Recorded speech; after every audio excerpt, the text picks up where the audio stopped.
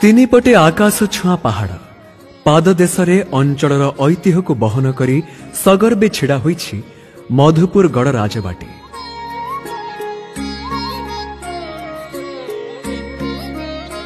राजबाटीर अनति दूर में महाप्रभुंकर मंदिर मधुपुर गड़ जगन्नाथ मंदिर।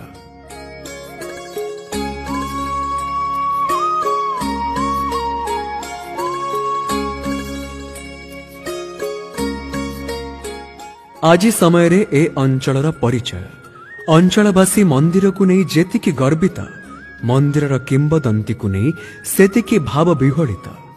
किंबदंती कहे ए क्षेत्र बलदेवंकर क्षेत्र क्षेत्र ठारू कोसे दूर रे पवित्र ब्राह्मणी नदी नदी सुअरे एक चक उपरे भासी आसंती बड़ ठाकुर बलदेव गोसाई।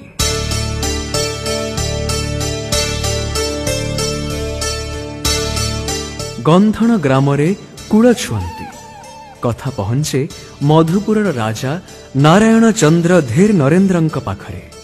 राजा तत्क्षणात गंधण अभिमुखे बाहरी पड़ती एवं सेठाकार बस्ती बासिंदांक सहित आलोचना करी दधिवामन जीव को प्रथमे गंधण रे स्थापना करती एवं परे बलदेव जीव को गड़मधुपुर अभिमुखे अणान्ते घटी जाए एक अद्भुत अलौकिक घटना। राजांक सहित जाइथिबा हाथी सुंढ साहाज्य ठाकुरं को उठान्ते चकटी द्विखंड हो जाए एवं चकरू रक्त झरे।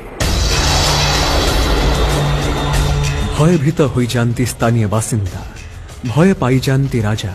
राजा सही स्थान रे चक द्विखंड को रखिदे बलदेव जीव को साथी रे धरी आसंती गड़मधुपुर एवं मंदिर प्रतिष्ठा करी बड़ भाई बलदेवंक सह महाप्रभु श्री जगन्नाथ और मां सुभद्रा को स्थापना करी पूजा करती।